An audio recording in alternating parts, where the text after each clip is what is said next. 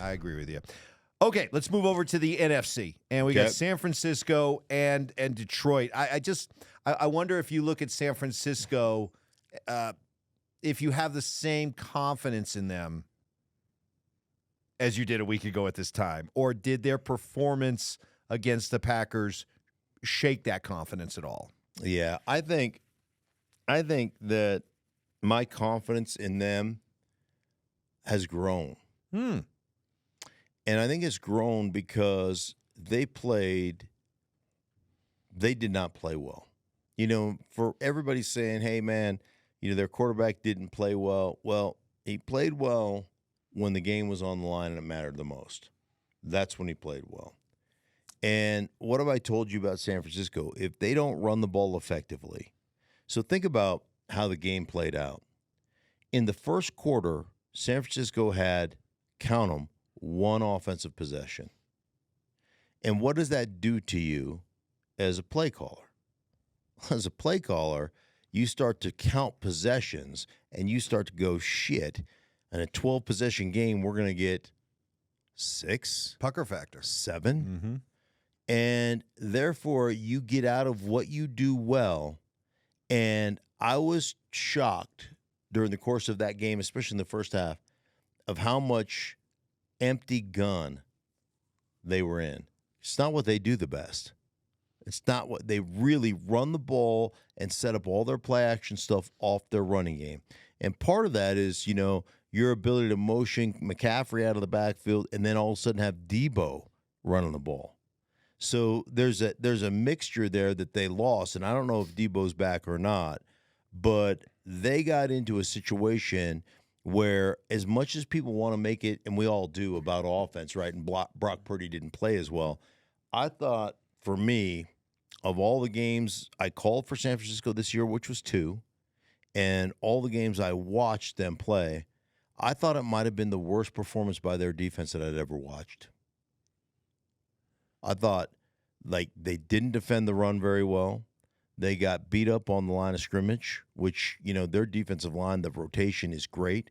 I thought when Green Bay ran the outside run game, the transportation series, the crack pull stuff, I thought one, defensive ends didn't get off the ball, and then that anytime a wide receiver comes down and cracks, Mike, on the end of the line of scrimmage, that means when he goes down, your guy who's covering's got to come replace. They call it crack replace.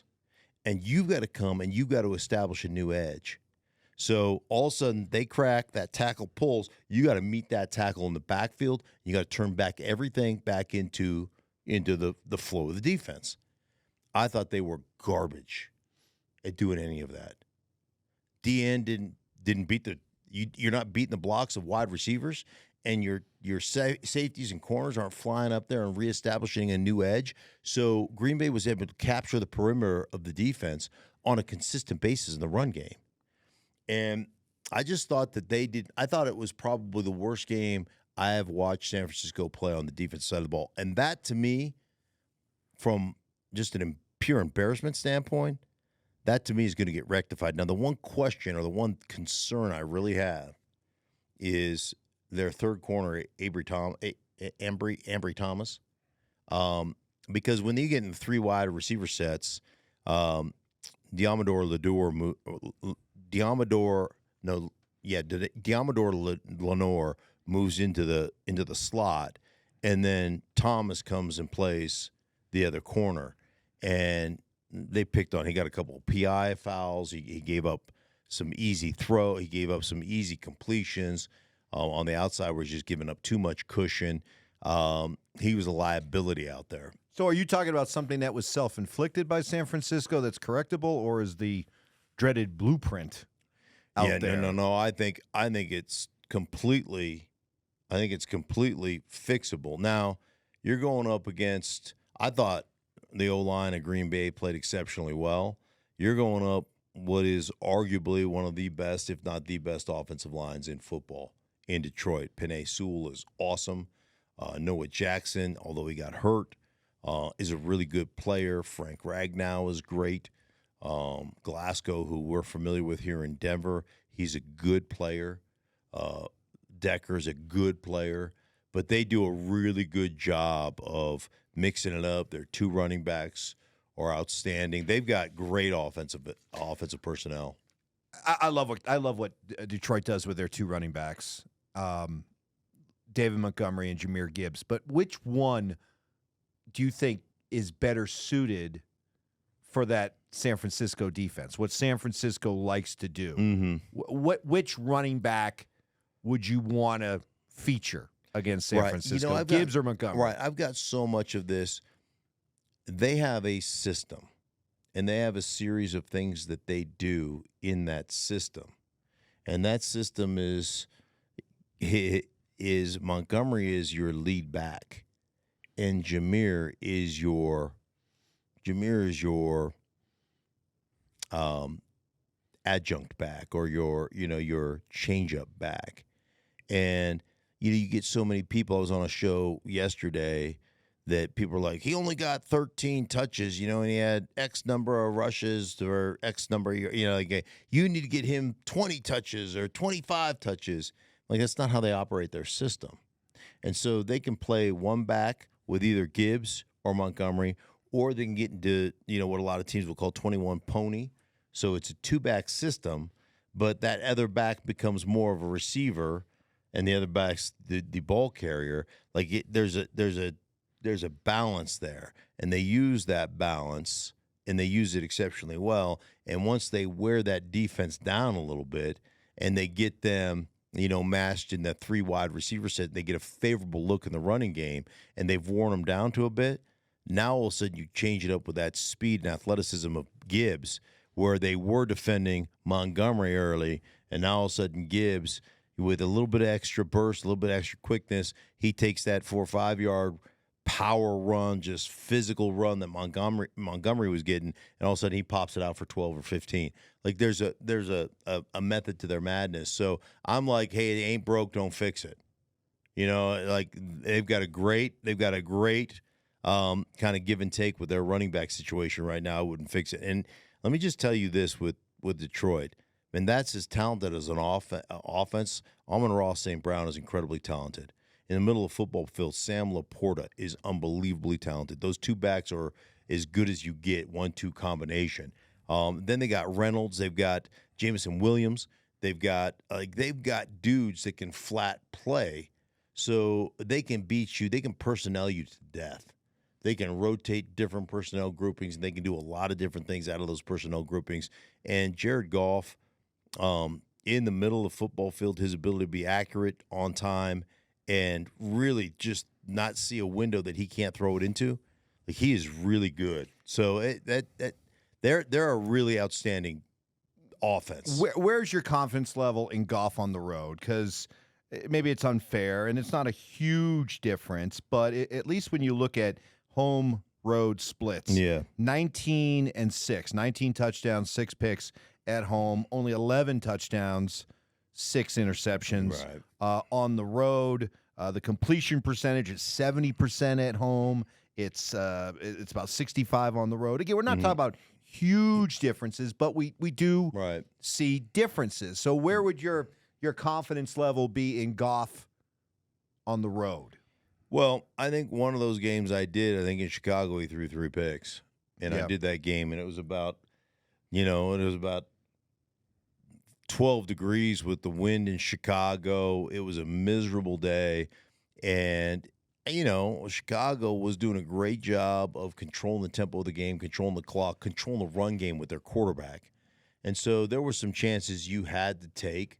And, it wasn't a great day for Detroit. It's just the way it was. But yeah, there is, it's always tougher on the road with crowd noise and everything else. It's always going to be a little bit tougher. So I get all that. But those splits aren't that dramatic to me. I'm not that concerned. Offensively, man, they're a really good football team. So I'm not that concerned. And I think the weakness right now of San Francisco is their defensive secondary has been banged up. They've had a lot of different guys that have rotated in there. They've had make a lot of changes in their back end. Safeties that have been hurt, Hufanga has been out since middle of the season. Gibson has been in and out of the lineup because of injury. They've had cornerback issues. I know they wanted to move on to Jason Verrett, who's outstanding. He just has never been healthy. The guy is more snake bit than anybody in the history of the National Football League at the cornerback position. They really wanted to transition and move into him because he's so talented and he's so good, and that didn't pan out for them. So, Thomas is probably their sixth guy that they're operating at corner. So, they've got some issues there, and I think Detroit can take advantage of that to some degree. Same thing I did with the AFC game. Detroit wins this game if they do what? If they can create some turnovers on the defensive side of the ball. I think the biggest question mark to me with Detroit is I love C.J. Gardner-Johnson being back. He brings some energy. But, we used to refer to them as war daddies, like guys that you just have to have a plan for. Like, oh, my God, how are we going to take care of this guy as a blitzer? How are we going to take care of this guy as a cover corner? How are we going to take care of mostly this guy as a linebacker or a pass rusher? And if they have one dude that's a war daddy, we're good. Mm-hmm. We'll take care of that guy formationally. We'll take care of that guy. Sometimes you run at that guy. Sometimes you run away from that guy. Sometimes, you have a protection plan for that guy. If you have two guys, now there's a problem. Detroit, I'll be honest with you, as one dude, Aiden Hutchinson, you got to take care of here. Now, Brian Branch is a real legit nickel guy, but there's one dude on the line of scrimmage that you have to take care of. And like McNeil's a really nice player. They've got nice players, but there's only one dude that I have to be concerned with. And one thing about San Francisco is they can attack you so many different ways in the running game that they can render you almost useless in your pass rush game because your head's on a swivel trying to figure out where all these sons of bitches are coming from, right? It's just like I've been blocked by 7 different guys. Yeah, right. We've run one running play. We ran for Hutchinson. Let's say we ran 18 handoff, 18 handoff force. And now all of a sudden we've blocked you with a tight end and a tackle, 2 tight ends, tight end and a fullback, just the fullback, wide receiver cracking on you. We've blocked you 7 different ways, and we've run one play. And, like, now all of a sudden we get a pass rush situation or we get a 3rd down and 4, and you get the same action, right? And your head is like, you're like this, and then all of a sudden quarterback's drop back. He's in a 5-step drop with a hitch, and you haven't even started your pass rush yet. Like, that's how they get you. So they got one war daddy. I think they'll be able to take care of him. That's what they end up doing. San Francisco wins if they do what? Like, San Francisco wins to me if they operate their offense. If they can run the ball and set up their play action, which they were unable to do. Part of that was because their defense failed, Mike. But if they can play their offense the way they play their offense, meaning run the ball, set up their run, marry their play action to that run game. So every run play that they're going to run has an adjunct play action pass that marries perfectly, that looks identical. That's how they get so many wide open guys. Even if it's 6 yards away from the line of scrimmage, they dump a throw to a dude, and there's not anybody within 15 yards of the guy. It's uncanny how often they get wide open guys. They are not, and I've said this before, I'll say it again, they are not a lineup in a static formation and out route run you. That's not what they do. And frankly, if you were honest, whether it's Ayuk or whether it's whether it's Deebo Samuel or whether it's George Kittle or whoever, they wouldn't qualify themselves as the greatest route runners in those situations. They run routes perfectly out of the play action that is tied to those routes. That's where they're good. That's what they do. And so if they just do that, if they can do that and be on schedule and they can get the proper amount of possessions, then I think they end up winning this game going away. All right, so you got the 49ers. I got the 49ers. Okay. Well, Should be fun. Hey, for everybody involved in the Stinky Truth, we thank you so much. Thank you for watching. If you enjoyed the video, please make sure you don't forget to give us a thumbs up, subscribe to our channel for more content just like this. If you want to see more of our videos, you can also be sure to check out our playlist. Let us know exactly what you think in the comments below. We appreciate you guys so much for being a part of that. Don't forget to follow us on social media to stay up to date on our latest updates. Links are in the description. Thanks again for watching, and we'll see you in the next video.